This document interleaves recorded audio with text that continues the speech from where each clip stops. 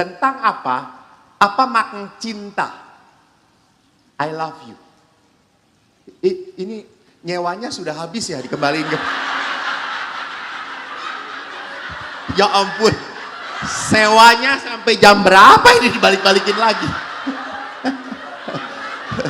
1 jam lagi mati saudara-saudara.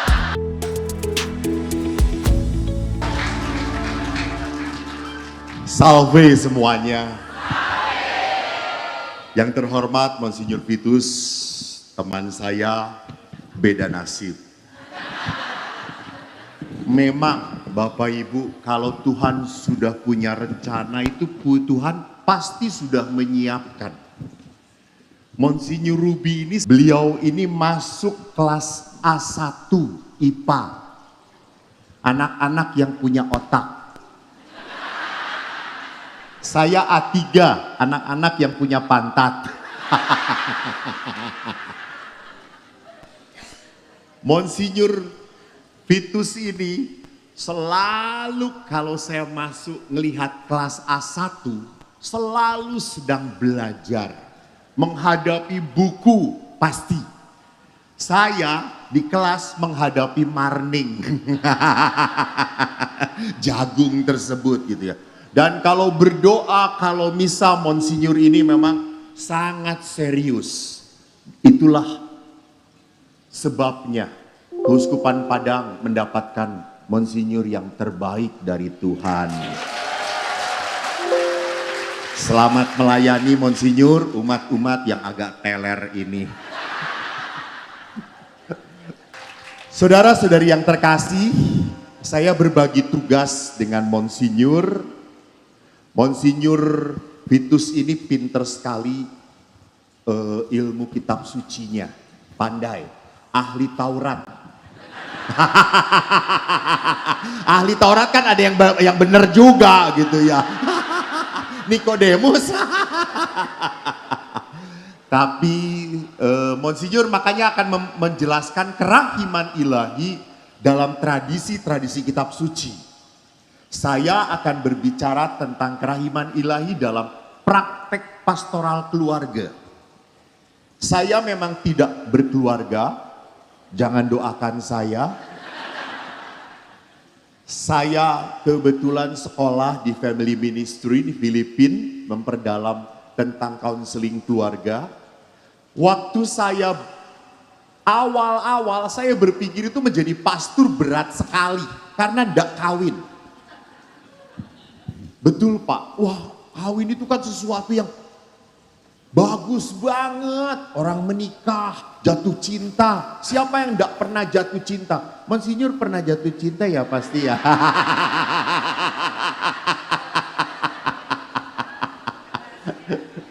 Pasti, setiap orang mengalami pengalaman cinta.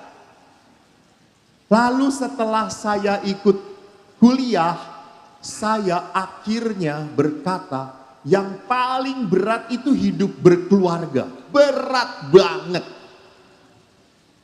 Maka saya pernah di tebing tinggi, saya tugas 3 tahun di tebing tinggi, ada opung boru dengan opung doli ke gereja, berdua pegangan tangan. Lalu kan saya suka diam di depan gereja. Saya teriak, opung, wih sayang sekali.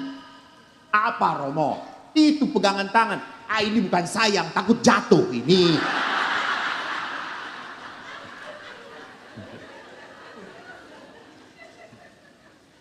Jadi kalau masih berdua sampai 30, 40, 50 tahun.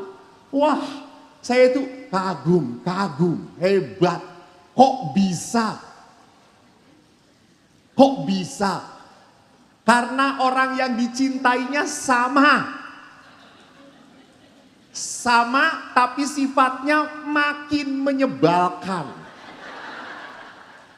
Iya toh? Biasanya orang tua itu makin tua ngomongnya nggak nyambung karena dua-duanya budek. Yang satu ngomong, "Bapak, hah? Bapak, hah? Hahaha," gitu dua-duanya. Jadi di dalam perkawinan, apalagi perkawinan gereja Katolik, nanti kita lihat adalah perkawinan yang sungguh agung mulia. Namun tak pernah gampang. Walaupun dipersatukan Allah, walaupun diberkati Tuhan, apalagi diberkatinya oleh uskup dan pasturnya ada 20. Gak berarti perjalanan perkawinannya langsung lurus gampang-gampang saja. Enggak. Tidak menjamin. Kenapa bisa seperti itu? Mari kita lihat. Saat pernikahan terluka, maka perkawinan menjadi musibah. Setelah waktu awal-awal kan, kalau laki-laki pacaran apalagi, selalu ingin menyenangkan calonnya, ya atau tidak? Dan perempuan waktu pacaran jadi blow on dan tolol sekali gitu ya.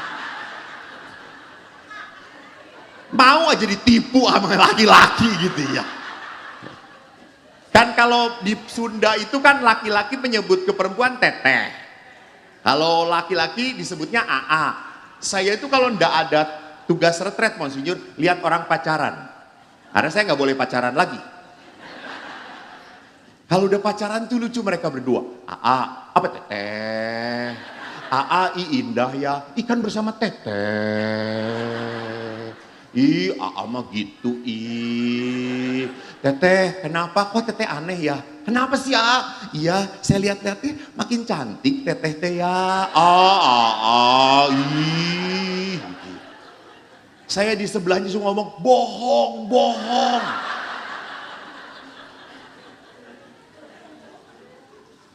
Lalu yang laki-laki namanya laki-laki toh. Kalau waktu pacaran, pantun yang tadi aja bisa lebih indah gitu ya. Teteh lihat, di langit begitu banyak bintang teteh. Indah enggak? Indah kan ciptaan Tuhan. Iya tapi teteh harus tahu. Kenapa kurang satu tetes setelah hitung. Kok tahu? Kan yang satu ada di sini. Pak nanti malam coba dengan Bapak. Bintang kurang satu. Ini bintang meteor jatuh. Saudara-saudariku, lihat dalam perkawinan kenapa bisa sampai ada pengalaman sakit dan luka. Kenapa bisa sampai pengalaman perkawinan menjadi begitu berat sekali. Mari kita lihat.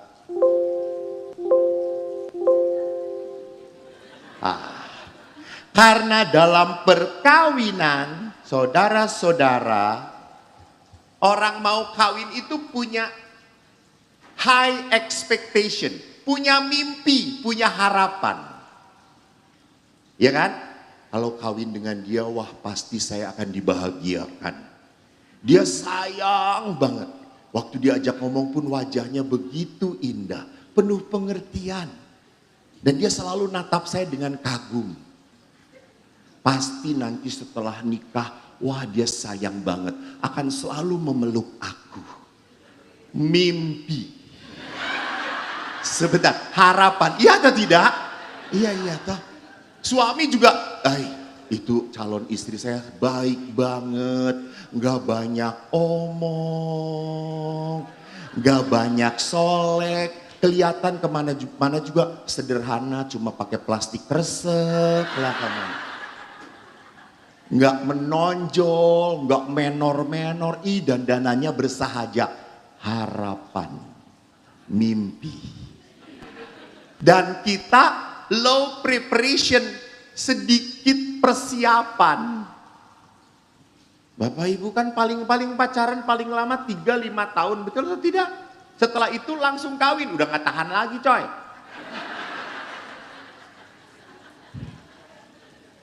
Bapak Ibu tahu, sebagai calon imam kita dipersiapkan kurang lebih 12 tahun. Kurang lebih 12 tahun. Anda cuma 5 tahun setelah itu KPP. Di sini sebutnya apa? KPP ya? Kursus persiapan perkawinan. Apakah Anda mendengarkan? Tidak. Bapak ibunya ngomong ada pegangan tangan ngeremet. Aduh. Hey.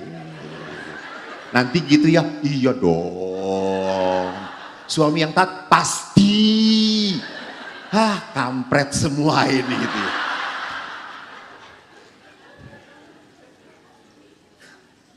Kita tidak siap dan akhirnya menemukan setelah masuk perkawinan kaget.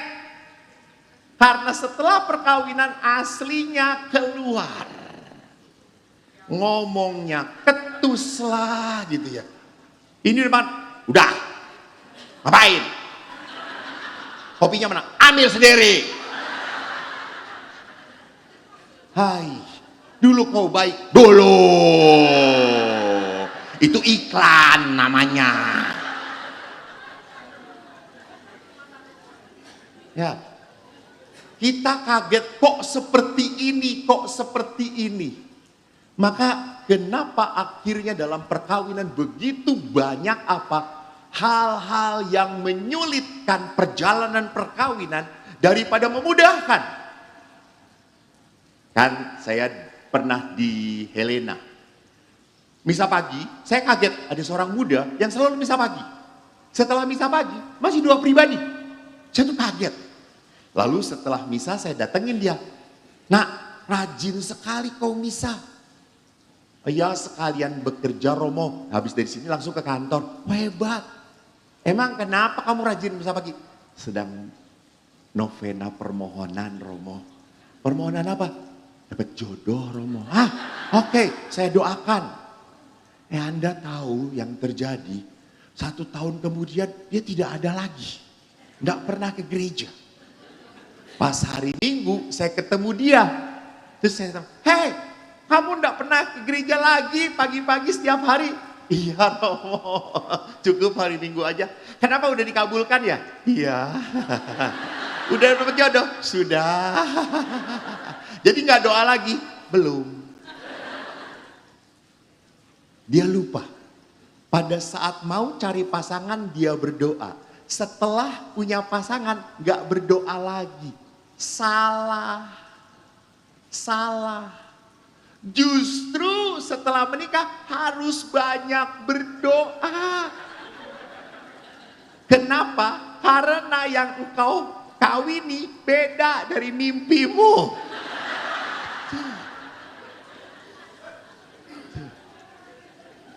Ibu, apakah waktu ibu mau menikah, ibu membayangkan suami ibu ngorok? Suaranya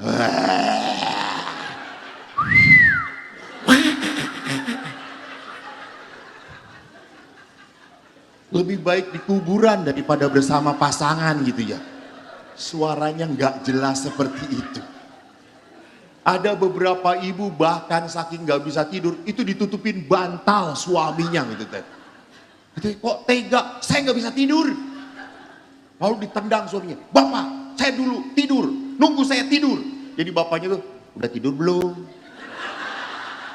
Belum. Ya udah, ayo tidur. Bapaknya tidur lagi. Lihat, kita tidak pernah berpikir bahwa dalam perkawinan kenapa begitu susah sekali.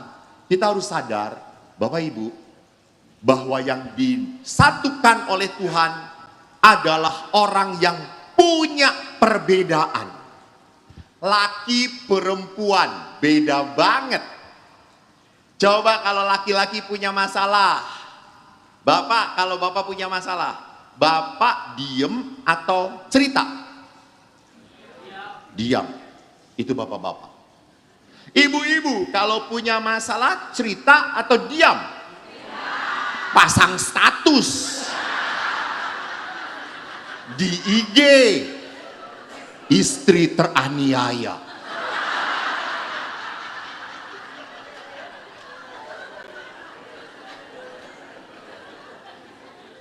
Jadi yang punya masalah tuh Anda, seluruh dunia tahu.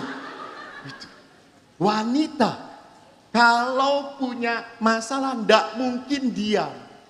Harus cerita, ngomong. Laki-laki diam. Maka kalau laki-laki sedang punya masalah diam. Tiba-tiba mati saja.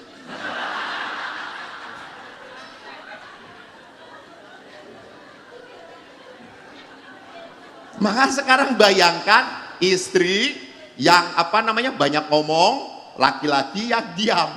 Terus lihat suami pulang dari kantor punya masalah. Istri kan langsung ngomong, "Apa? Kelihatan dari wajahmu kau punya masalah.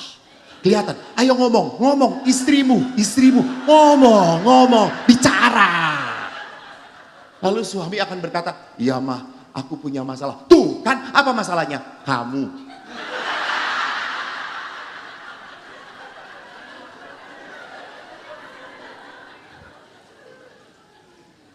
Coba sekarang, kita lihatlah saja kembali. Laki perempuan, beda sekali. Tadi, perempuan kan akan berbicara. Memang itu kekuatan perempuan. Perempuan itu memang apapun yang dirasakan akan bicarakan. Coba lihat, salah satu permasalahan yang membuat kadang-kadang keluarga kacau adalah persoalan mertua dan menantu. Iya atau tidak?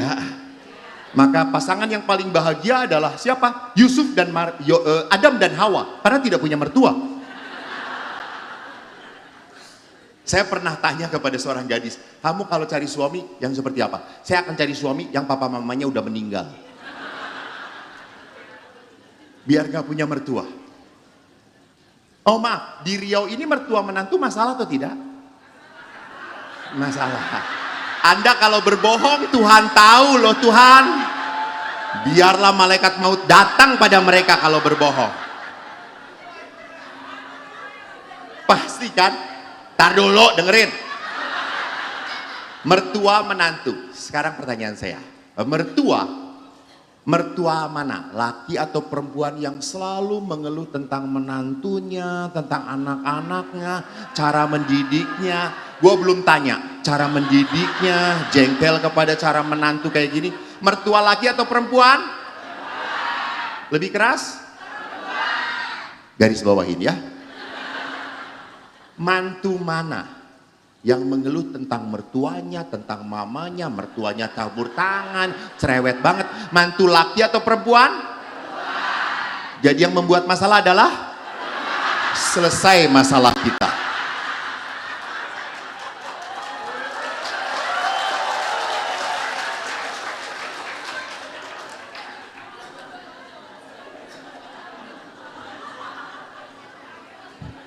Lihat, perempuan walaupun salah bangga saudara-saudara. Perempuan mau apa lo? Dan saya lihatlah wajah laki-laki cuma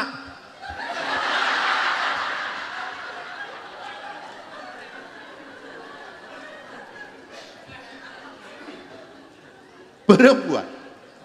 Karakternya beda karakternya. Laki dan perempuan. Laki itu pun cool, dingin. Lihat aja kalau laki-laki, senang ya mak. Gimana kopinya? Enak. Dia ngomong, "Pak, kopi." Kemana Pak? Terserah. Kalau istri, wah langsung mikir. Saya selalu iseng suka tanya, laki dan perempuan. Perempuan, laki, kalau tidur duluan, siapa yang cepat tidur? Laki atau perempuan? Laki. Kenapa laki-laki langsung tidur, langsung bunyi? Perempuan mikir. Mau masak apa, beli di mana, hutang sama siapa lagi gitu. Besok tagihan apa yang dibayar. Laki-laki ndak pernah mikir karena ndak punya otak. Atau jarang dipakai gitu ya, misalnya gitu ya. Jarang. Perempuan hal kecil dipikirkan. Maka dengerin dulu. Coba lihat. Perempuan itulah perempuan. Selalu semua dipikirkan. Semua ditakutkan, semua dicemaskan. Laki-laki enteng-enteng aja. Saya kalau tanya kepada laki-laki, "Pak, gimana perkawinannya?" Ya samalah dengan yang lain. Keluarga lain juga punya masalah, punya problem, punya kesulitan, punya kepedihan. Samalah kayak gitu. Saya tanya istrinya, "Bu, gimana perkawinannya?" litani penderitaan. Panjang, seperti skripsi saudara-saudara. Dan bagi perempuan yang menyebabkan penderitaan adalah siapa? Laki-laki, dengan mudahnya lihat. Maka jadi laki-laki itu berat. Kalau istrinya marah, dijawab salah, diem kamu. Kalau saya marah tuh diem, dengerin. Lalu suaminya diem, istrinya ngomong, kamu diem aja, memang gak peduli kamu ini gitu ya.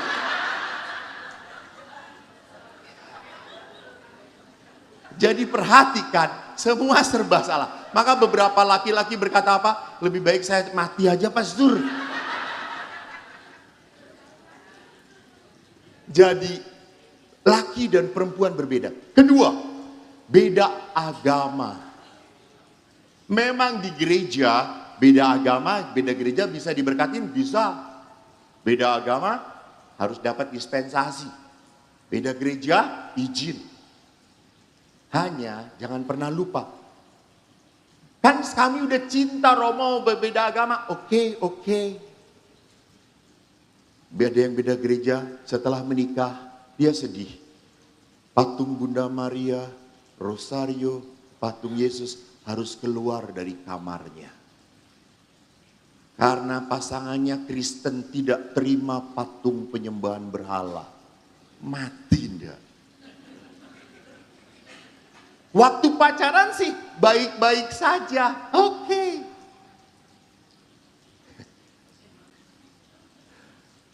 Saya ingat di gereja kami, beda agama. Dia sudah punya anak, waktu mau menikah, suaminya berkata, saya akan menghormati iman istri saya yang Katolik. Bagus. Setelah punya anak satu, suaminya datang pada istrinya, Mam, aku mau kawin lagi.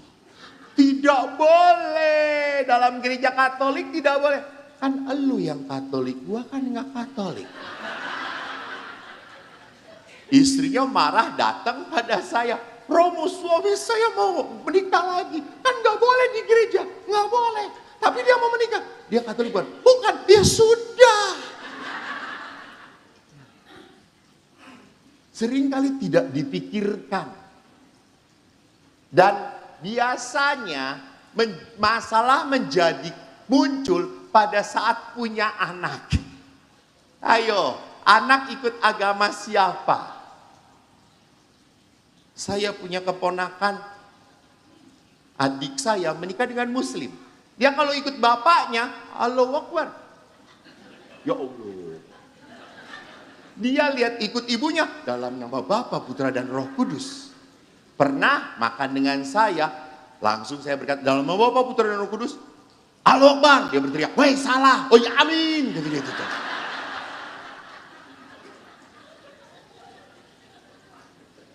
Kasihan. Beda agama. Belum beda budaya.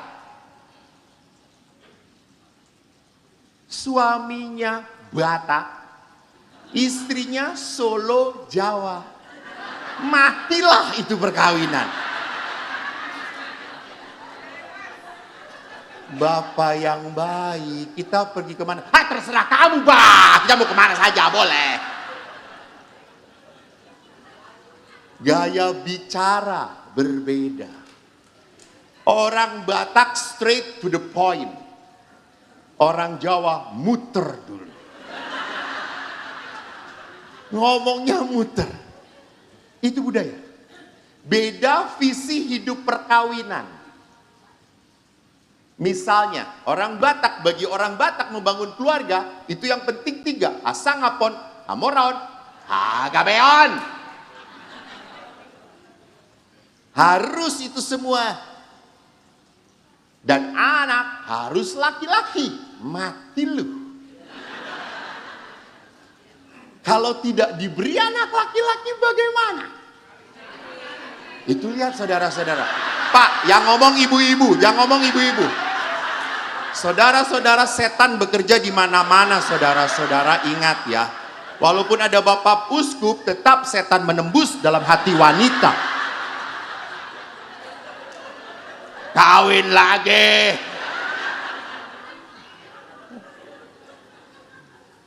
Jadi lihat, visinya berbeda. Ada yang mau menikah harus punya anak. Loh, anak itu bukan masalah keharusan dalam perkawinan. Anak itu anugerah dari Tuhan. Tidak bisa dipaksa. Saya ketemu pasangan suami istri sudah jaya sekali, hebat. Nikah tidak punya anak. Karyawan kami gajinya pas-pasan, anaknya 5. Kata saya, kamu rajin banget sih gitu. Oh, istri saya baru disentuh langsung hamil Romo, kata dia. Anugerah tidak bisa diatur. Namanya pemberian Allah. Nah, kalau visinya harus punya anak, lalu tidak punya anak, bagaimana? Tidak mudah. Pendidikan, latar belakang, luka, maka nanti saya akan berbicara.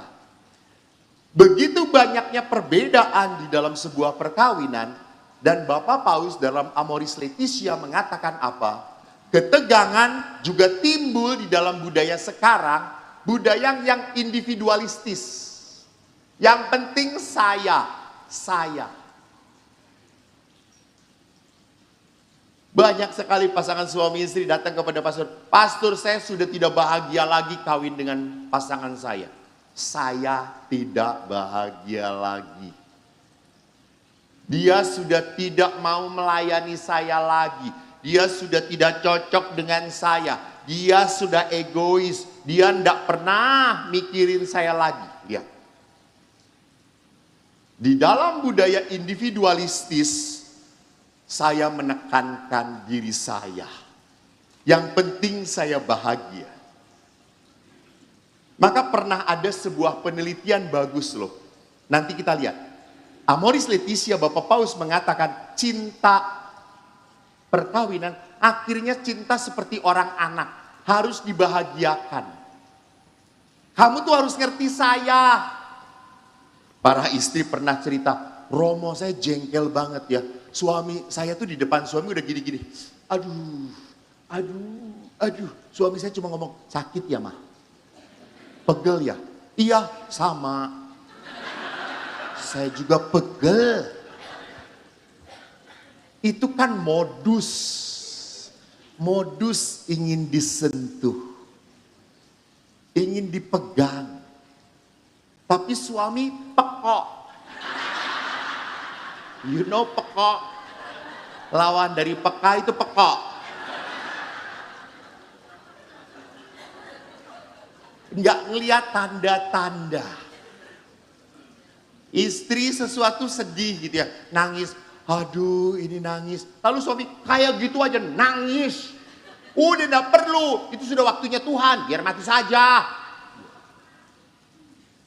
Maka maaf, dalam relasi seringkali suami atau istri, terlebih istri, miara anjing lebih senang pada anjingnya. Anjing diajak ngomong, suami didiemin. Tuh, pernah kemarin saya sebelum berangkat ke sini, suami langsung ngomong, Romo, saya dipisahkan dari ranjang saya oleh anjing saya. Anjing saya tidur dengan istri, bapak tidur dengan pembantu jadinya. Maksudnya di depan kamar dia. Jadi lihat. Karena apa? Ukurannya saya. Ya apa? Pasangan harus memenuhi keinginan saya dan memuaskan saya. Kalau tidak, muncul kritik, menyakitkan. Dulu kita hati-hati banget ngomong dengan pasangan, takut dia sakit hati. Tetapi setelah menikah, langsung gampang ngomongin. Bapak-bapak ingat, jangan pernah ngomong istri Anda gemuk, jangan. Itu dosa 7 turunan. Lah kalau memang istri saya gemuk gimana? Katakan, istriku diberkati Tuhan.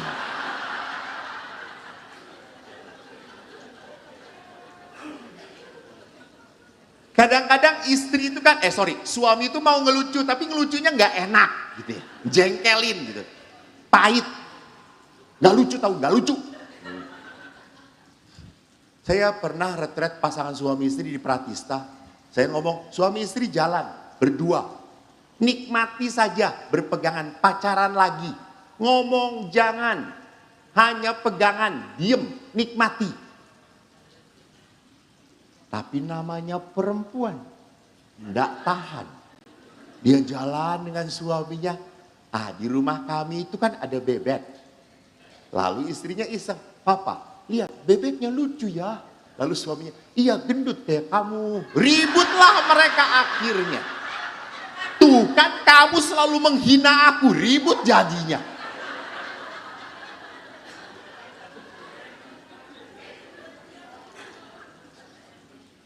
Jadi perhatikan, setelah menikah makin lama, kita cenderung mudah melukai pasangan.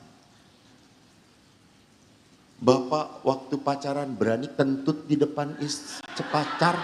Nggak berani, sekarang remblong coy, pang, pong, pang, brut, brut. Sudah dol dua-duanya gitu. Iya dong. Setelah kentut apakah minta maaf? Iya itu lihat kurang ajar gitu. Waktu pacaran ditahan-tahan. Permisi sebentar keluar gitu. Setelah berumah tangga, brut. Bunyi apa? Terlepas. Blong remnya. Tidak pernah merasa apa? Tidak pernah merasa itu menyakiti atau tidak. Maka kalau lihat saja, tanya saja pada Monsinyur, pada para Romo, kalau suami istri mau penyelidikan kanonik, calon mau penyelidikan kanonik, selalu jalan berdua ya Romo ya, berpegangan tangan. Betul. Saya juga pernah mau penyelidikan kanonik, pegangan tangan, lalu saya tanya, mana buku misa kamu? Aduh, ada di mobil rupa Romo. Lalu calon perempuannya berkata, saya ambil. Lalu laki-laki, jangan, saya saja. Dia pergi. Sore, itu siang. Sore, ada suami istri datang kepada saya, mau merayakan 50 tahun hari ulang tahun perkawinan. Suaminya menutup mobil, langsung jalan sendirian. Istrinya di belakang, Pa, tunggu, Pa, tunggu, Pa. Saya di depan gitu, Pak mana istri? Tuh di belakang, lama dia kalau jalan. Sudah gitu, sampai di pasuran, saya tanya, bukunya mana? Aduh di mobil, ambil mobil. Begitu mudahnya. Jadi lihat di sini, perkawinan seringkali akhirnya menyakiti. Nah lihat, ada jejak pendapat 152 pasutri dari Keuskupan Jakarta dan Bandung dan Bogor, Jawa Barat, dimintai keterangan, pertanyaan tentang apa makna cinta. I love you. Ini nyewanya sudah habis ya, dikembaliin ke... Ya ampun, sewanya sampai jam berapa ini dibalik-balikin lagi? 1 jam lagi mati saudara-saudara. Iya, yang kerahiman itu Tuhan, punya hotel nggak rahim saudara-saudara. Ada waktunya. Ya memang nggak kelihatan. I love you. Kalau orang mengatakan I love you, Bapak pernah I love you? Suami istrinya mana? Di peti kemas kan? Pernah berkata I love you? Berapa puluh tahun yang lalu? Ya, betul toh. Bapak juga sama. Setelah menikah pernah berkata I love you atau belum? Sekali? Setengah kali saudara-saudara. Jadi cuma setengah. Padahal perempuan butuh banget. Butuh. Maka banyak perempuan berkata, papa tuh masih sayang gak dengan aku? Betul. Suami langsung berkata, "Mah, kalau saya nggak sayang, saya nggak ada di sini. Saya di sini karena saya sayang kamu. Kau tidak pernah ngomong, tidak perlu ngomong-ngomong." Tapi bagi istri butuh. Maka lihat, waktu kita buat sebuah pertanyaan, I love you itu artinya apa? Ada 5 pilihan. Aku memilikimu, aku melindungimu, aku di sampingmu, aku melayanimu, aku berkorban untukmu. Mana yang paling banyak presentasinya? Aku memilikimu. Jadi I love you itu artinya apa? Aku memilikimu. Aku memilikimu.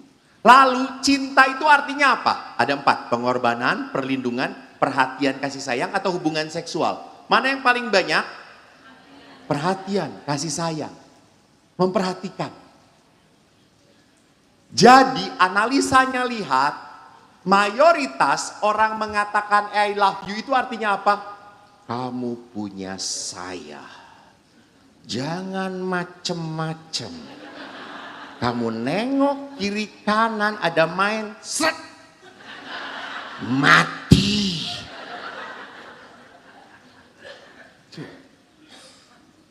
Maka tidak aneh kalau suami pergi, Anda akan ditelepon oleh istri Anda.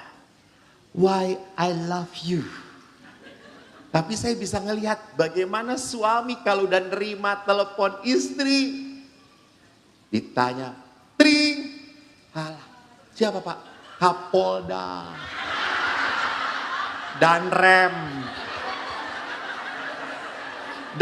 boleh bintang 1, istri bintang 5 coy. Siap komandan.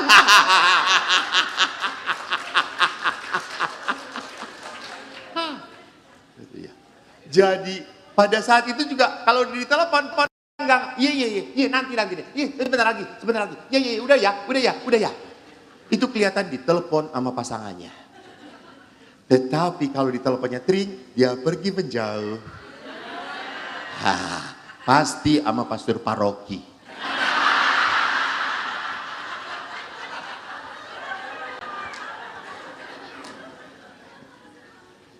Jadi perhatikan, kita seringkali menerjemahkan sayang, cinta, itu berarti apa? Kau milikku dan kau tidak boleh kemana-mana. Maka sering saya tanya, Bapak Ibu saya tanya, boleh nggak suami Anda reunian?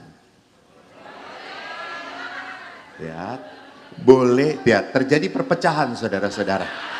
Boleh nggak suami Anda reuni? Ya, tidak boleh. Boleh asal saya ikut. Ya ilah.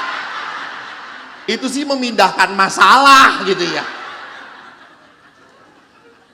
Boleh nggak istri melihat handphone suami? Mati loh Pak. Ibu-ibu tahu kalau Anda sampai melihat suami itu membuka handphonenya, itu sama dengan pergi ke pengakuan dosa. Boleh atau tidak lihat? Semua ingin dikontrol. Semua ingin dikontrol. Maka seringkali perkawinan menjadi sebuah penjara. Dengan siapa? Pergi kemana? Sampai jam berapa? Kok kamu baunya wangi? Ketemu siapa? Semua. Maka lihat, Bapak Ibu, begitu beratnya perkawinan kalau apa? Kalau merasa tidak nyaman, tidak aman. Maka Bapak Paus dalam Amoris Laetitia mengatakan apa? Ada luka. Suami istri itu seringkali membawa luka. Saya bertemu pasangan, ibu ketua. Oh, ibu ketua. Ya Allah, gua seminar malah seminar ibu-ibu bertiga ini.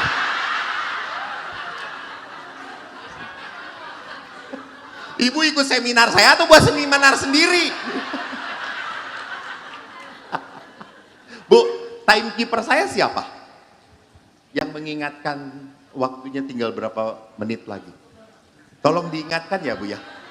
Masih lama, ya Allah.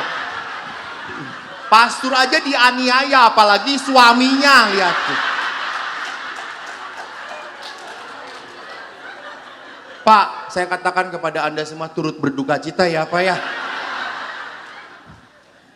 Bapak Ibu ingat, setiap orang punya luka, punya pengalaman pahit. Saya bertemu dengan seorang ibu yang posesif sekali. Sampai suaminya itu dikontrol terus. Memang suaminya pendiam, gak banyak omong, diem saja. Tetapi setelah saya ajak ngomong, dari mana rasa posesif takut kehilangan, saya baru sadar ibunya ini punya pengalaman pahit, papahnya pergi dengan wanita lain. Sejak kecil. Maka dia bangun keluarga, saya tidak mau suami saya seperti ayah saya. Maka apa? Dipegang terus. Jadi sebelum waktunya mati sudah mati, Bapak itu dia.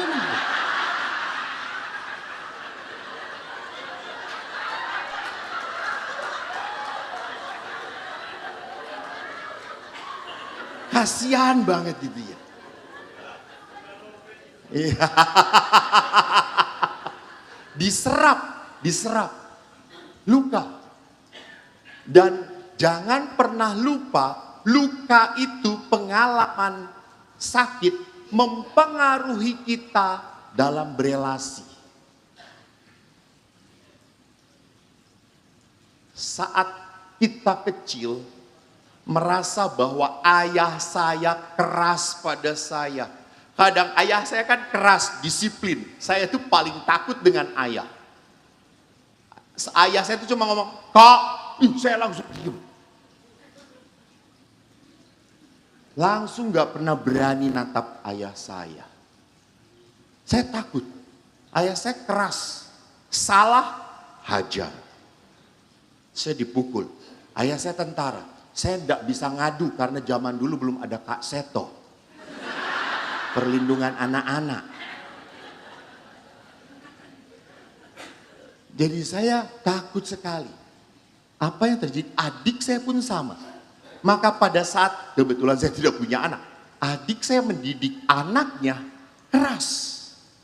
Sampai saya kaget. Wih, kok kayak ayah? Jadi pola saya dididik tanpa sadar, saya terapkan juga kepada anak saya. Padahal anak sekarang, gen alfa, itu anak-anak yang kritis. Coba Anda melotot pada mereka. Apa yang akan mereka lakukan? Melotot lagi. Mama kok matanya besar? Aku juga bisa loh mah. Mati enggak?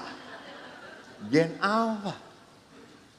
Zaman kita waktu kecil ayah berkata doa. Kita doa atau tidak? Gen alfa suruh doa. Kok papa juga enggak doa? Kenapa aku doang? Kritis mereka. Pinter. Mereka tanya. Semua dipertanyakan. Nah, kalau kita tidak bisa mengolah luka, maka apa yang terjadi? Kita akan menjadi orang yang melukai.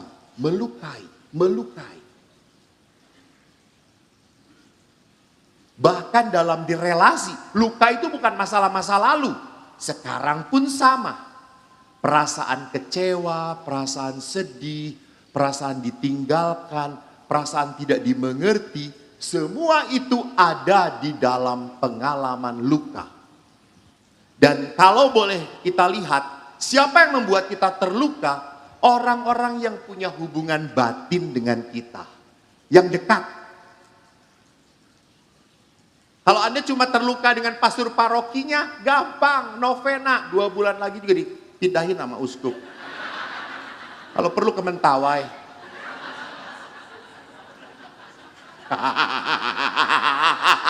Jadi malu dengan Romo Alex. OSC diundang ke Mentawai, mikir terus.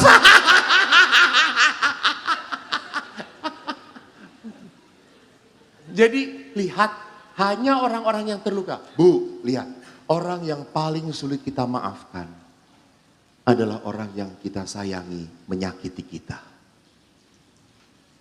Orang yang begitu kita percaya mengkhianati kita. Sakit. Kecewa, marah, merasa terhina.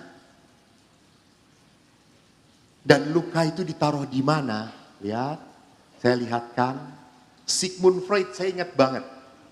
Sigmund Freud berkata, seperti iceberg. Kurang lebih cuma 20% yang kelihatan di permukaan air, yang 80%-nya ada di bawah permukaan air. Ini kesadaran kita, ini bawah sadar. Bawah sadar kita ini adalah pengalaman-pengalaman rasa sakit, marah, kesal, sedih, merasa dihianati, ditinggalkan, mati oleh orang yang saya sayangi. Itu ditekan ke bawah. Perasaan-perasaan sedih itu. Kenapa? Karena tidak nyaman. Ya atau tidak? Tidak nyaman.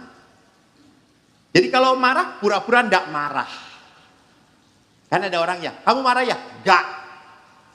Betul kamu nggak marah? Enggak. Kenapa ngomongnya kayak gitu? Maunya kayak gini. Jadi ada orang-orang yang menekan kemarahan, ada orang-orang yang bisa membludakkan kemarahan. Tetapi seringkali untuk orang yang disayang, saya menekan. Pura-pura. Pura-pura udah dimaafin. Kalau sahabat saya, gue udah maafin lo. Tapi jangan harap saya mau nyapa lo lagi. Gue gak akan kenal lo lagi. Berarti belum memaafkan. Sama para istri, Pak, saya sudah memaafkan Papa. Tapi jangan macem-macem lagi. You and me and.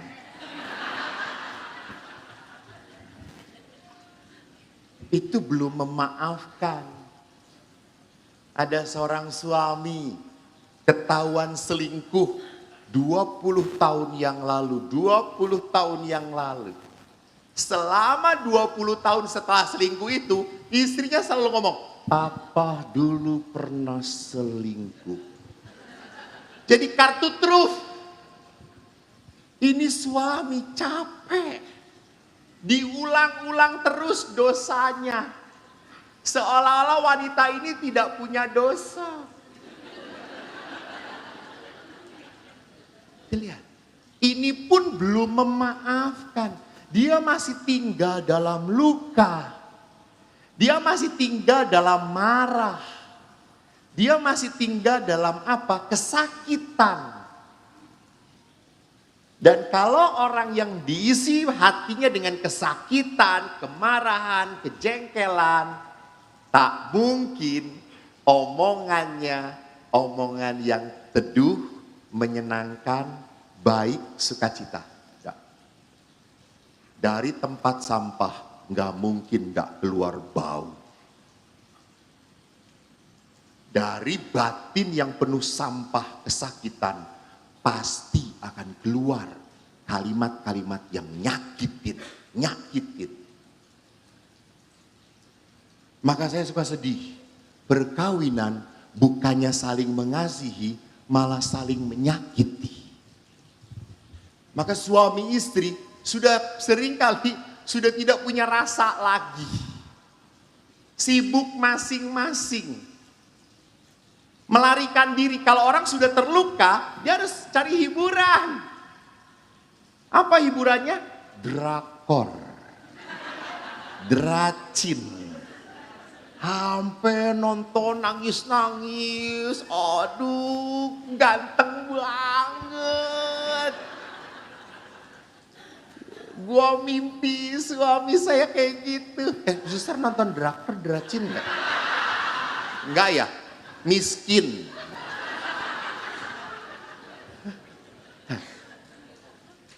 ketagihan, sibuk. Suami apa? Pelariannya bisa terjadi minum lah, dengan teman-temannya hangout lah, pergi terus. Pura-pura pelayanan. Hati-hati. Banyak sekali pelayanan adalah pelarian. Daripada di rumah ketemu istri cerewet, lebih baik ke paroki, kerahiman ilahi. Yesus baik, Yesus andalanku. Pulang ketemu istri, ya Allah, astagfirullahaladzim. Hati-hati, pada saat kita terluka, kita akan selalu mencari hiburan yang menyenangkan. Karena saya sudah terluka, saya kan harus bahagia. Lihat, bukannya membereskan luka, malah mencari apa? Mencari pelarian. Sibuk, jalan terus, muter terus. Sampai suami atau istrinya lupa dilayani. Lupa disayang. Bu, Pak sudah punya suami, sudah punya suami berapa lagi? Gue salah ngomong. Punya anak berapa? 2. Bagi ibu dalam perkawinan, yang utama dan pertama bapak atau anak? Anak, oke. Bagi bapak dalam perkawinan, ibu atau anak? 1. Jangan cari aman.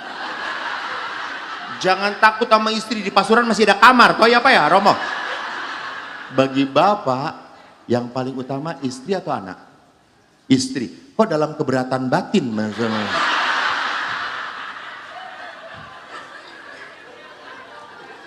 Menarik. Lihat. Bagi istri yang paling utama, anak. Bagi suami yang paling utama, nggak nyambung, saudara-saudara. Bu, hati-hati. Setelah punya anak, seringkali yang menjadi pusat perhatian siapa? Anak. Padahal pasanganmu butuh perhatian. Anak itu setelah besar akan pergi dari rumahmu. Dan kau berdua lagi. Mau ngapain cobain? Saling melihat sama-sama jeleknya. Kita makin dilihat makin jengkel gitu ya. Saya pernah ketemu adik saya nomor 3. Suaminya itu, adik saya tinggal dengan ayah waktu ayah masih hidup. Di rumah ayah, mengurus ayah. Suaminya di Bandung ya. Suaminya itu di Kerawang. Karena pekerjaan saudara ipar saya ini, yang laki ini DPU Kerawang. Seminggu sekali pulang. Satu sore saya itu ketemu dengan keponakan saya, anaknya dia lucu. Masih kelas berapa? 1 SD, main-main. Tiba-tiba ayahnya datang dari kantor. Nah ayahnya itu dengan ibunya kalau ketemu selalu pelukan. Lalu keponakan saya tuh ngeliatin. Lalu dia ngomong, Pak D, kan dia panggil saya Pak D Romo. Pak D Romo, ih.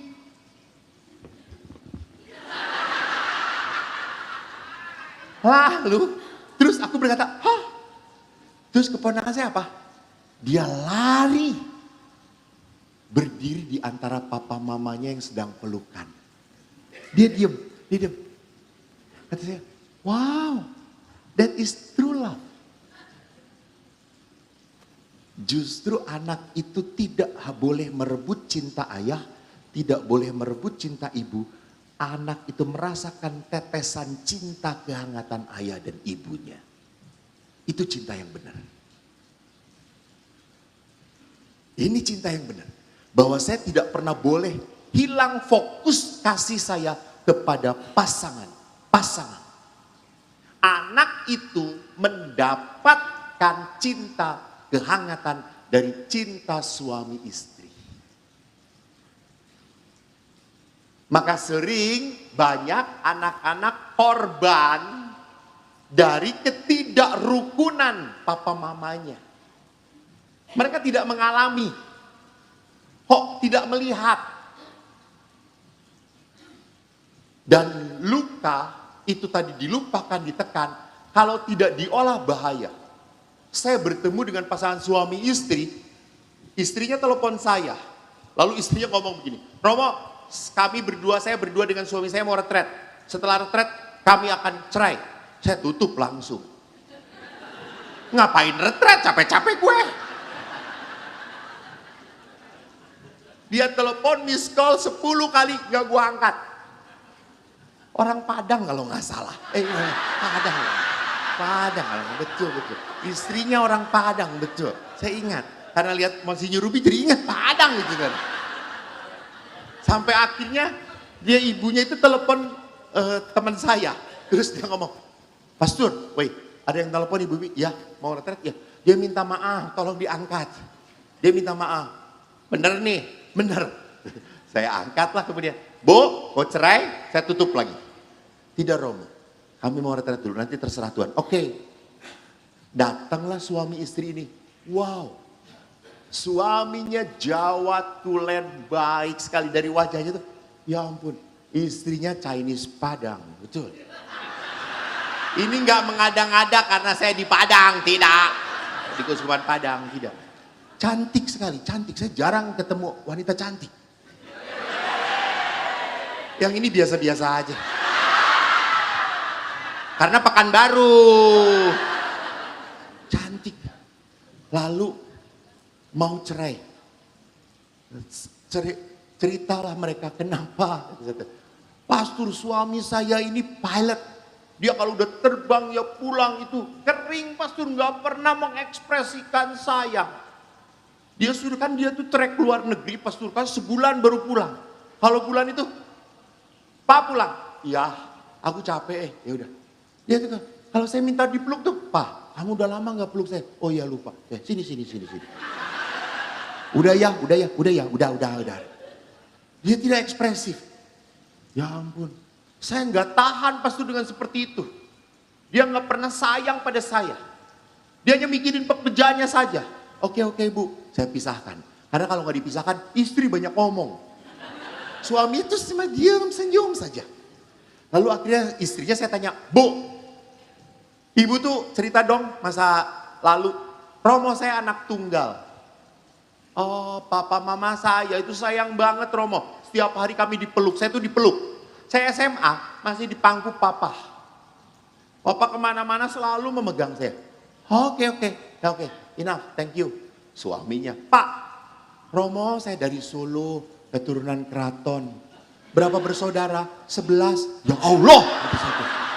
11 tuh manusia semua Pak. Iya Romo. Gak ada tuyulnya, gak ada. Ampun. Bapak anak keberapa? 1. Wih.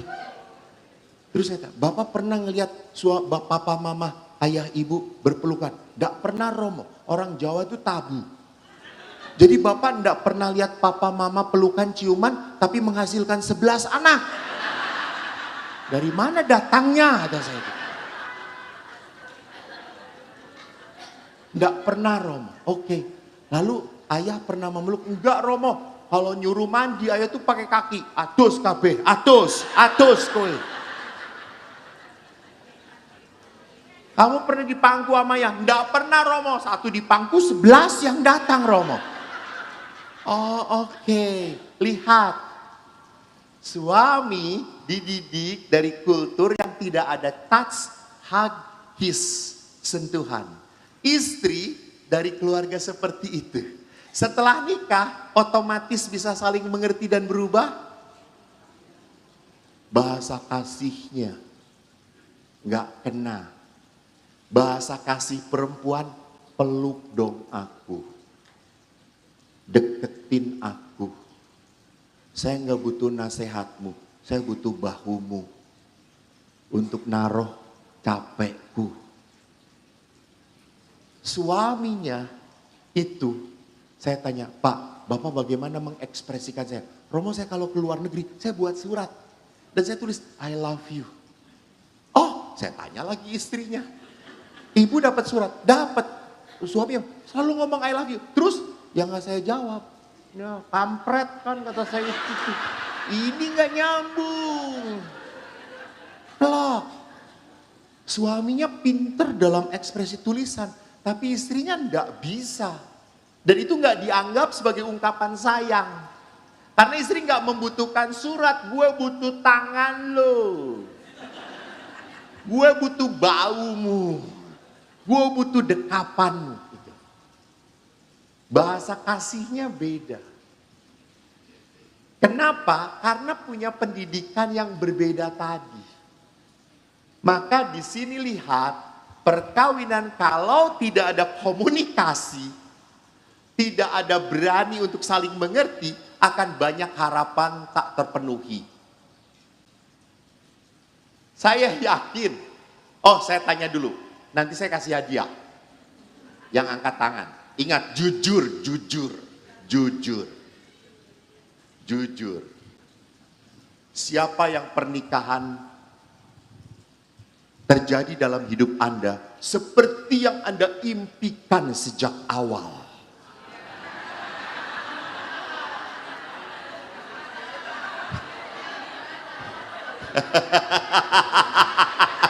Ada suami yang mengangkat karena istrinya, angkat pak, angkat pak, angkat pak, angkat.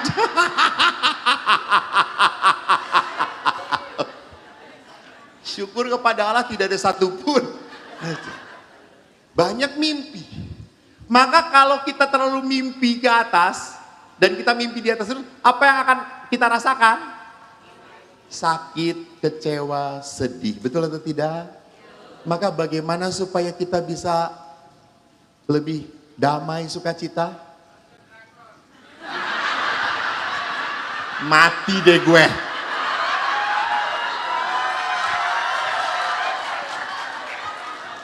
Ada tuak, ada tuak, ada tuak.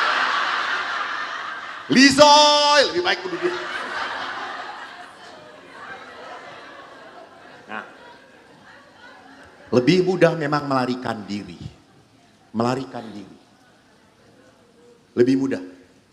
Tapi yang benar adalah apa? Turunkan ekspektasi Anda. Turunkan mimpi Anda. Terimalah suamimu tidak seperti yang kau impikan. Terimalah istrimu memang kayak gitu.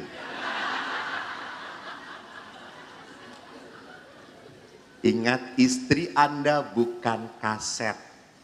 Istri Anda flash disk. Isinya 1 tera. Banyak perasaan negatif yang tidak bisa dikeluarkan, banyak masalah yang tidak terselesaikan, banyak kekerasan hati muncul. Maka akibatnya apa? Dalam perkawinan kita membuat tembok. Tembok. Elu, gua, lu urusan lu, pekerjaan lu, gua punya pekerjaan gue. Relasi dingin. Relasi kering. Tidak salah suami istri di rumah. Kamu punya kesenangan sendiri, gue juga punya. Lu jangan ganggu gue gak ganggu lu. That's not marriage life. Maka yang paling berat ibu-ibu dalam masa puasa dan pantang adalah pantang handphone. Paling berat. Karena kalau ke gereja nggak bawa Alkitab, no problem. Ke gereja, udah sampai gereja nggak bawa handphone, big problem. Karena handphone penghibur pada saat dengar khotbah pastor yang panjang.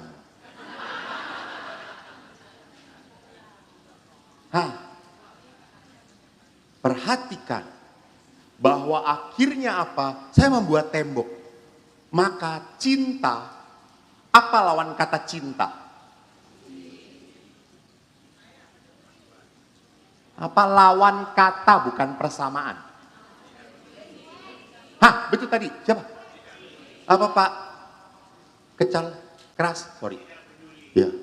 Lawan dari cinta bukan benci, tidak peduli. Kalau Anda sudah tidak cinta lagi, Anda sudah tidak peduli lagi. Terserah. Banyak para istri ngomong, Romo, dia suami saya kalau di rumah.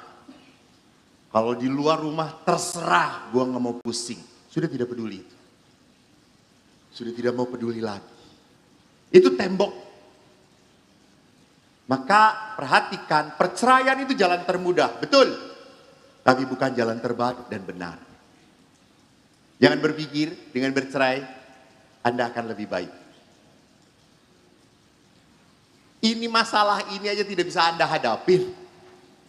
Emangnya dengan yang kedua pindah akan bisa dihadapin? Enggak bisa. Umumnya saya membaca pengalaman-pengalaman para konselor yang pernikahan cerai kedua, biasanya perkawinan kedua lebih mudah cerai. Karena yang satu aja nggak tahan. Maka yang kedua dia akan mudah copot lagi. Kekuatan dari gereja Katolik, yaitu adalah apa? Kasih. Dan kasih itu menjadi sebuah kebohongan kalau kita tidak bisa memaafkan. Kenapa? Karena dalam janji perkawinan Anda tahu apa? Saya, Eko, memilih engkau, Juminten, untuk menjadi istri saya. Saya berjanji untuk setia melayani engkau dalam untung dan malang, di waktu sehat dan sakit. Lihat. Di waktu engkau error dan tidak error. Di waktu engkau kurus dan bengkak. Ya kalau mau panjangnya kayak gitulah gitu ya. Itu artinya apa? Cinta saya padamu tidak akan pernah berubah walaupun engkau berubah.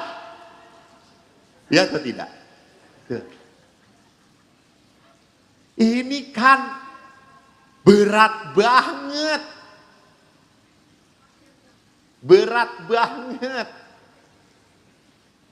Masa Romo saya tetap mencintai suami yang sudah mengkhianati saya, yang sudah pergi ke lain hati dan lain body.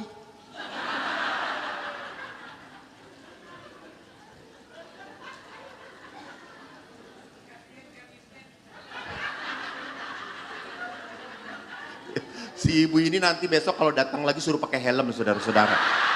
Bahaya ibu ini kalau udah komentar ini.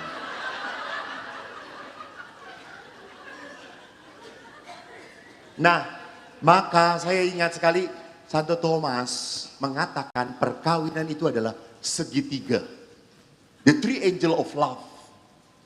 Di dalam perkawinan bukan hanya suami istri, tetapi juga Allah. Saya selalu percaya yang membuat Anda menyatu, bertemu, dan mau menikah adalah Tuhan. Bapak, saya tanya, sudah berapa lama perkawinan, Pak? 24 tahun dengan istri yang pertama. Oh alah, Pak. 24 tahun menikahnya. Penderitaannya berapa tahun? 24 tahun. Sebelum menikah, Bapak pernah pacaran atau belum? Pernah. Ibu? Yang ngebales ya, masa Bapak aja pernah, saya belum pernah ya. Pernah, tetapi kenapa dengan yang ini Bapak mau?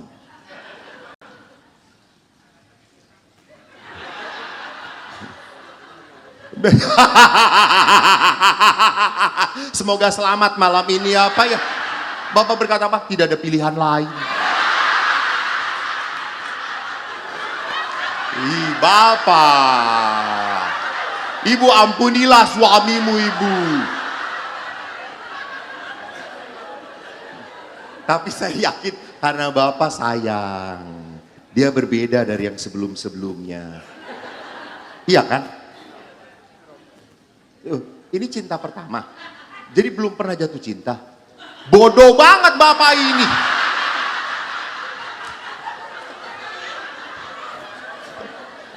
Ibu pernah ya padahal ya? Ibu pernah jatuh cinta sebelumnya? Pernah. Bapak langsung.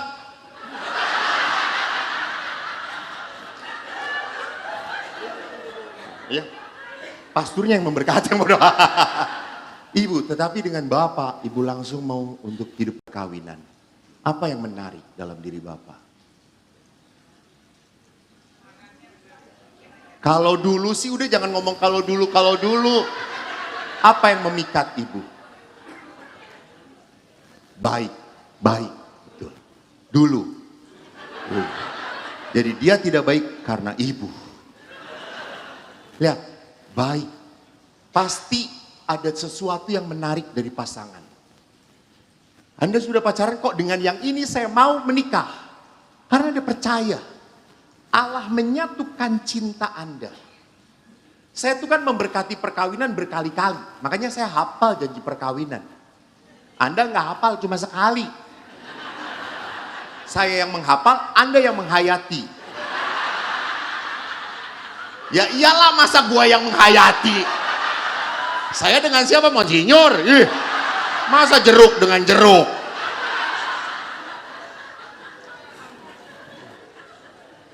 Jadi lihat, saya sering kali memberkati. Saya lihat suaminya ganteng, perempuannya, ya Allah Tuhanku Yesus gitu saja. Masuk ke pasuran aja 2 pintu harus dibukain gede banget gitu saja. Saya pada saat istri calon perempuannya pergi ke WC, saya dengan laki-laki, lu bener mau kawin dengan dia? Iya pastor, nggak salah. Enggak pastor, apa sih cantiknya? Si bapak, pastor nggak melihat yang saya lihat. Ya. Betul, itu perkawinan. Suami istri Tuhan. Maka di dalam perkawinan, sakramen perkawinan, suster, kalau dalam sakramen permandian, kehadiran Allah lewat apa? Air baptis, betul. Kalau ekaristi lewat apa? Hosti. Kalau perkawinan lewat apa? Lewat cincin. Suster tersesat. Dalam perkawinan, kehadiran Allah lewat siapa? Pasangan. Lewat pasangan. Maka janji perkawinan berhadapan-hadapan. Karena Allah hadir lewat dirimu. Allah hadir untuk kamu lewat diriku. Itu sakramen. Maka tanda kehadiran Allah bukan lewat cincin. Gak ada cincin juga tetap bisa kawin coy. Bisa sewa. Bapak menerima penyewaan cincin toh? Coba di sini saya tanya, berapa cincin kawin yang masih ada? Semuanya sudah digadaikan jadi motor.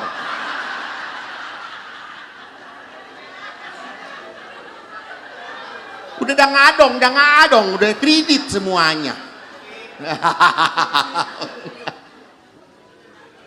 Jadi yang penting saya hadir sebagai pasangan. Maka lihat di dalam perkawinan, apa yang dikatakan Bapak Paus, sakramen perkawinan adalah karunia. Tolong baca ibu bapak sama-sama. Sakramen perkawinan. Bukan itu yang di bawah. Ya Allah panjang. Ini lebih parah daripada anak SLB ya Tuhan. Di bawah yang baris kedua. 1, 2, 3. Sakramen perkawinan adalah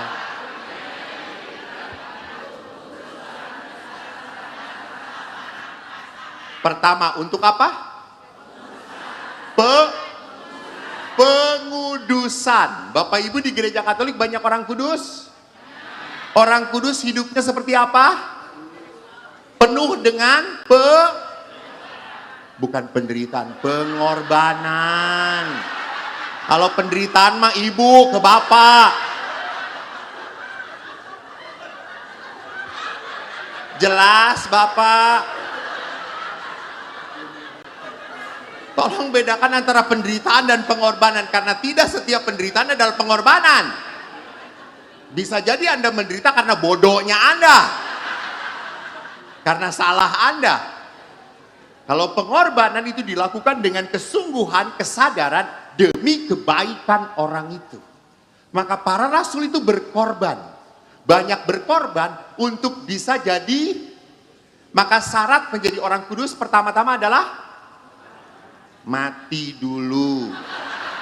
Baru bisa jadi orang kudus. Kalau nggak mati nggak kudus.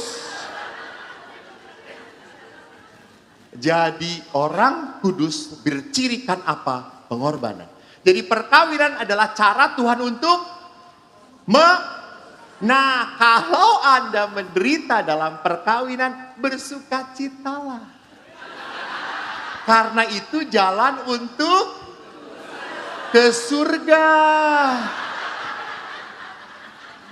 Jadi bapak-bapak, kalau istri Anda cerewet, jangan diberhentikan. Terus mah, terus. Karcis masuk surga coy, terus. Panjang, suruh panjang. Maka siapa yang tidak menderita dalam hidup perkawinan, saya kasih penderitaan. Buat berkorban Anda. Jadi lihat, kelemahan pasangan adalah cara Tuhan untuk menguduskan Anda. Jadi kalau Anda sakit, kecewa dalam perkawinan, oke, jangan sedih, biasa aja kali. Emang cuma lu yang menderita? Lu aja sensi. Romo ini nggak pernah tahu penderitaan saya. Hah, ngapain harus tahu? Ya, kalau menderita kita selalu berpikir bahwa penderitaan saya yang paling berat. Betul atau tidak? Bodoh. Kenapa? Karena Anda tidak pernah mau melihat penderitaan orang lain. You open your eyes and you will see there are so many people, so many pain inside his life, her life. Pengorbanan untuk menguduskan. Dan kedua, apakah karunia dalam sakramen perkawinan demi keselamatan siapa? Keselamatan siapa? Dengerin. Bukan keselamatan Anda. Bapak Paus mengatakan demi keselamatan siapa? Pasangan. Maka perkawinan itu adalah perjalanan selamat bersama. Tidak sendiri-sendiri. Nasihat Paus jelas, komunikasi itu penting. Maka perkawinan tanpa komunikasi namanya ngapusi. Bohong. Perkawinan tanpa komunikasi adalah bohong. Saya sayang suami saya, sayang istri saya, tapi nggak pernah ngobrol. Nggak pernah cerita. Nggak pernah jalan bareng. Nggak pernah ketawa bareng. Saya ingat Bapak Paus waktu datang ke Indonesia, Anda tahu siapa dirigennya? Jangan ngomong-ngomong, jangan ngomong-ngomong.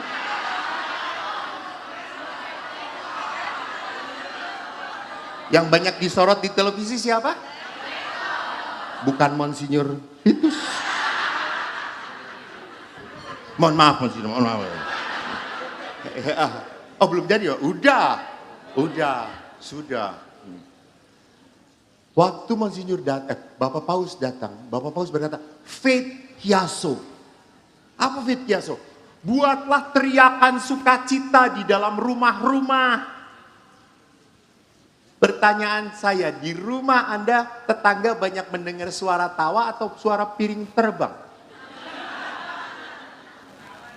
Suara piring terbang? Bertobatlah. Karena seringkali di dalam keluarga sudah jarang lagi ketawa. Saya nyuruh suami istri, coba dong. Di rumah itu ada quality time dengan istrinya. Yang terjadi malah quality control.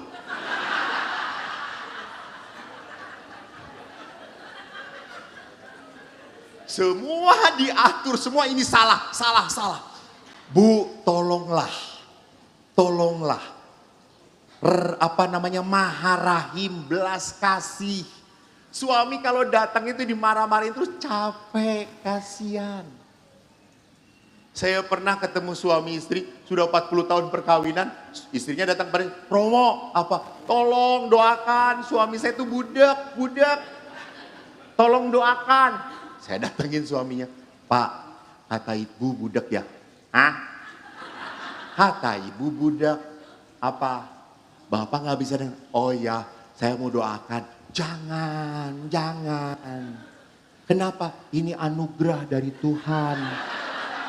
Saya jadi nggak pening lagi. Oh ya udah mari. Tapi saya harus suruh mendoakan. Kita bersyukur saja ya Pak ya. Iya kita bersyukur. Jadi seringkali kenapa suami penyakit pertamanya budak pada suara istri. Seperti itu. Tapi dengan istri tetangga nggak budak coy. Nah, saya ingat, lihat. Suami istri adalah dua arsiran yang hidup dalam perkawinan, makin lama makin harus saling mengenal. Harus saling tahu. Anda kan tahu, buat teh yang pas untuk pasangan Anda. Anda tahu suami Anda punya penyakit apa? Ya enggak? Anda ngerti banget suami Anda. Anda juga kenal istri Anda suka apa. Betul atau tidak? Terus diproses. Istri itu tahu banget. Bapak tahu nggak ukuran celana dalam istri? Tahu nggak? Nomornya? Ibu tahu nggak? Tahu, itu istri. Bapak-bapak ditanya tahu nggak? Tahu. Dulu segini, sekarang segini. Visual. Istri tuh tahu detail.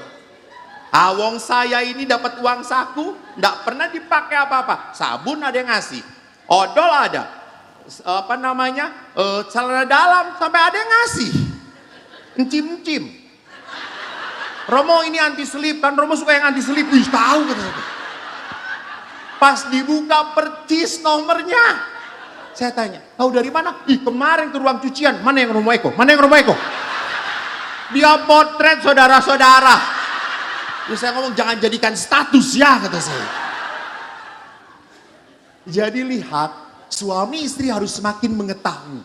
Maka lihat, pertanyaannya, keluarga kita dipimpin oleh luka atau oleh roh Allah? Maka tadi bacaannya bagus. Barang siapa membenci saudaranya, ia berada dalam kegelapan dan hidup dalam kegelapan. Maka saya ingat sekali apa yang dikatakan Yesus. Di luar aku, kamu tidak bisa berbuat apa-apa. Kau tidak akan bisa mengampuni orang yang kau sayangi, menyakiti kamu, kalau kau tidak bersama Allah. Maka nggak aneh dalam Yohanes 15, akulah pokok anggur, kamu rantingnya. Kamu harus tinggal, menikmati cinta Tuhan dulu. Maka dalam kerahiman, nikmati kerahiman Tuhan. Baru engkau bisa mencintai orang yang sulit kau sayang. Baru kau bisa memaafkan orang yang begitu menyakitkan untuk dimaafkan. Dan saudara-saudara, Roh Kudus, pimpinlah keluarga kami. Bagaimana supaya dipimpin oleh Roh Kudus? Lihat, waktu Yesus berada di Taman Getsemani, Yesus mengajak para murid untuk berjaga-jaga dan berdoalah. Ada apa dalam doa? Doa itu punya kuasa. Supaya saya lebih mendengarkan Roh Kudus daripada kemarahan sakit hati saya. Ibu dengerin malah motret saya lagi, ya Tuhanku Yesus. Romo Alex ya, bukan mendengarkan saya, malah dipotret sayanya.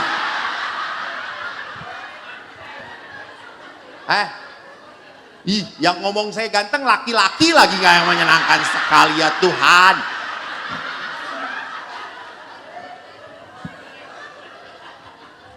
Jadi lihat, Kenapa saya berdoa? Supaya saya tidak terfokus pada rasa sakit. Anda tahu siapa dua orang yang bisa berjalan di atas air?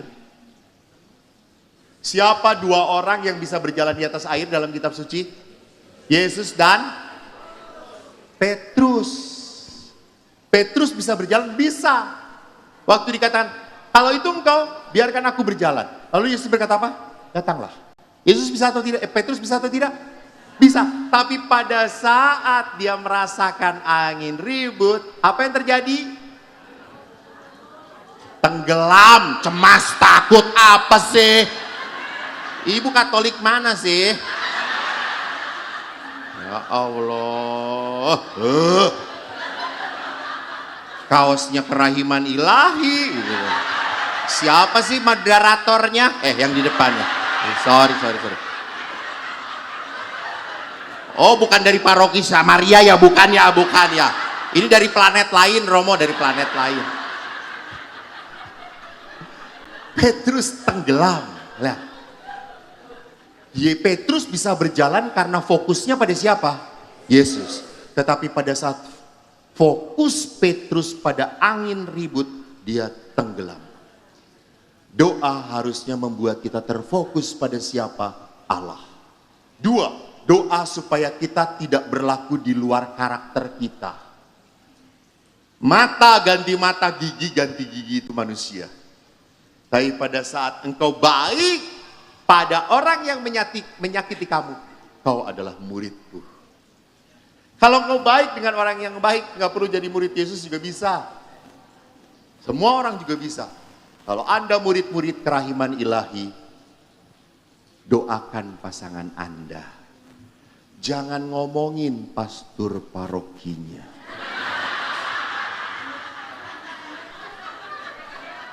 Menyedihkan toh ya, kaos kerahiman ilahi. Romonya kayak gini. Iya betul.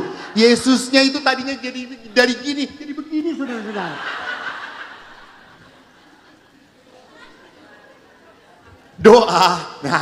Doa membuat kita menutup mulut tetapi membuka hati. Karena seringkali kalau kita sakit hati, kita menutup hati, membuka. Nah itu. Banyak ngomong. Kita langsung balas dia, marah, langsung menutup hati. Saya tidak mau dengar kamu lagi. Dan terakhir, doa bukan mengubah pasangan Anda, tetapi doa untuk mengubah cara merespon saya. Walaupun dia menyakitkan, saya tetap bisa tenang. Saya tetap bisa punya cinta. Wajah Anda sudah tidak jelas semuanya.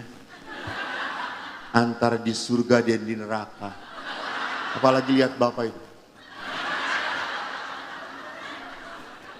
Coba nanti Bapak pada saat snack disiram kopi beberapa Bapak. Terima kasih, Tuhan memberkati.